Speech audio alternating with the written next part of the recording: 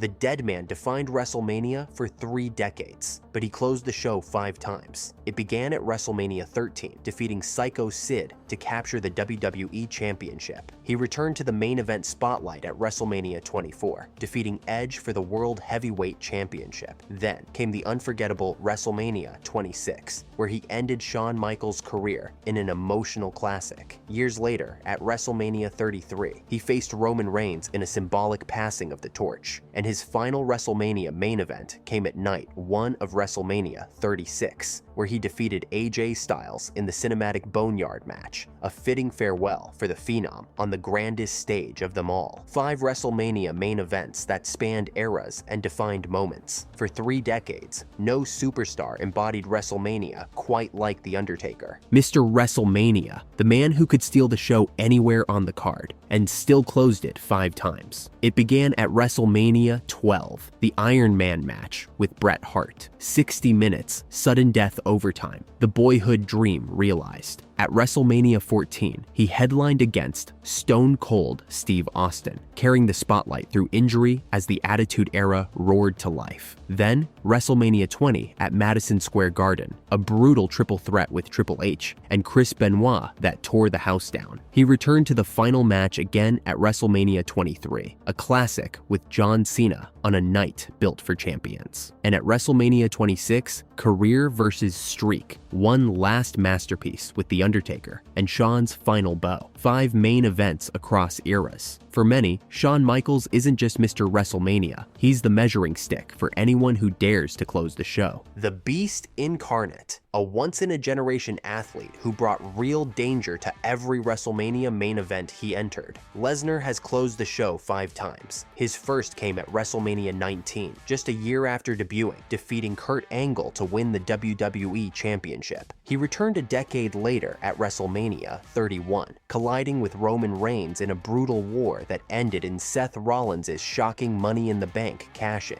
At WrestleMania 34, Lesnar beat Reigns again in a hard-hitting rematch that stunned the New Orleans crowd. Years later, at WrestleMania 36, he headlined Night 2 against Drew McIntyre, losing the WWE Championship in just a few minutes. At WrestleMania 38, he and Roman Reigns went head-to-head once more in a winner-takes-all clash for both world titles. 5 WrestleMania main events across 2 eras cement Brock Lesnar as one of the most dominant headliners of all time. For over a decade, John Cena was the face of WWE, and the main event of WrestleMania became his proving ground. He closed the show 6 times. It began at WrestleMania 22, where Cena defended the WWE Championship against Triple H, cementing himself as the company's top star. The following year, at WrestleMania 23, he did it again, defeating Shawn Michaels in another championship classic. At WrestleMania 27, Cena battled The Miz for the WWE Championship in a chaotic main event that ended with interference from The Rock. That set the stage for their epic rivalry, headlining WrestleMania 28 in the famous once-in-a-lifetime clash. And again at WrestleMania 29, where Cena finally redeemed himself and regained the WWE Championship. Years later, Cena returned to the main event spotlight at WrestleMania 41, defeating Cody Rhodes in an emotional showdown that added a historic new chapter to his legendary career. 6 WrestleMania main events across nearly 2 decades prove that John Cena isn't just the face of a generation, he is one of the greatest WrestleMania headliners of all time. The Great One, one of the most electrifying superstars to ever step into the WrestleMania spotlight, and he closed the show 6 times. It began at WrestleMania 15, headlining against Stone Cold Steve Austin in the heart of the Attitude Era. He returned the very next year at WrestleMania 16, battling Triple H, Big Show, and Mick Foley in a wild, fatal 4-way for the WWE Championship. And at WrestleMania 17, The Rock faced Austin again in what many still call the greatest WrestleMania main event of all time. Years later, The Rock came back to headline WrestleMania 28, clashing with John Cena in the iconic once-in-a-lifetime showdown. showdown, and then at WrestleMania 29, defending the WWE Championship against Cena in a massive rematch. Over 2 decades after his first WrestleMania main event, The Rock returned once again at Night 1 of WrestleMania 40, teaming with Roman Reigns to face Cody Rhodes and Seth Rollins in a blockbuster modern-era main event. 6 WrestleMania main events across multiple eras proved that The Rock's star power could electrify the grandest stage of them all, no matter the generation. The King of Kings, one of the defining figures of WrestleMania's main event stage, Triple H has closed the show 7 times. It began at WrestleMania 2000, where he walked in as WWE Champion and survived a chaotic fatal 4-way against The Rock,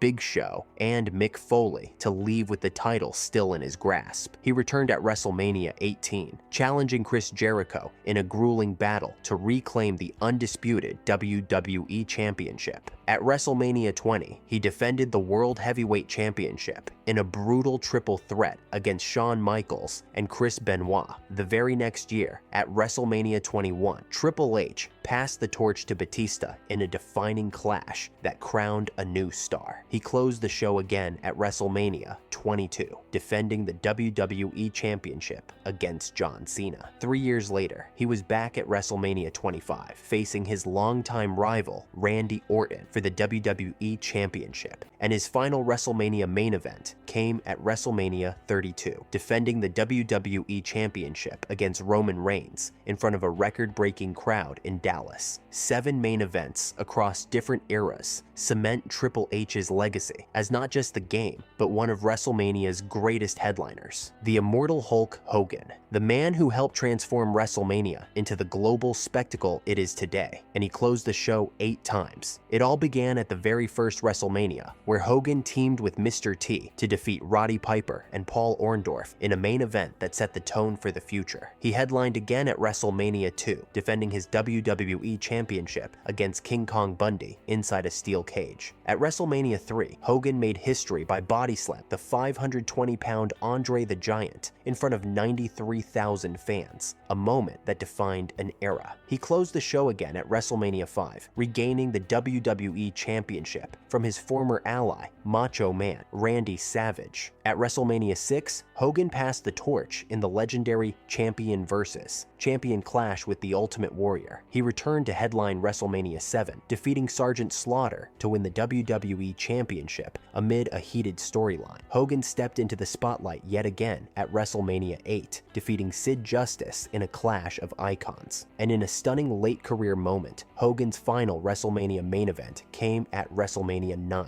defeating Yokozuna in a shocking impromptu title win. 8 WrestleMania main events across the first decade of the event's history made Hulk Hogan the original face of the grandest stage of them all. The Tribal Chief, the man who transformed WrestleMania's final match into his personal island of dominance. Roman Reigns has already headlined 10 WrestleManias, an astonishing feat that defines an era. It began at WrestleMania 31, where he went toe-to-toe with Brock Lesnar for the WWE Championship, only to see Seth Rollins cash in his money in the bank briefcase and steal the moment in one of the most shocking endings in WrestleMania history. The very next year, at WrestleMania 32, Roman stood tall against Triple H, capturing the WWE Championship. At WrestleMania 33, he battled The Undertaker in a symbolic passing of the torch match. Then came WrestleMania 34, where he once again faced Brock Lesnar in a brutal clash for the Universal Championship, a rematch that shocked fans when Roman came up short. As the Tribal Chief, his dominance reached new heights. He defended the Universal Championship at WrestleMania 37, defeating both Edge and Daniel Bryan in a ruthless triple threat. Then unified the titles at WrestleMania 38, conquering Brock Lesnar in the winner-takes-all showdown.